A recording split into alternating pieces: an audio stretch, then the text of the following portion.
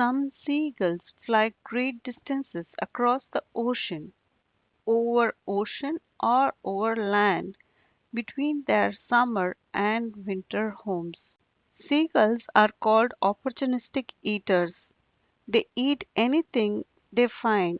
It could be fish, shellfish, garbage, worms, insects, anything. And please don't forget to subscribe to our channel for more such content.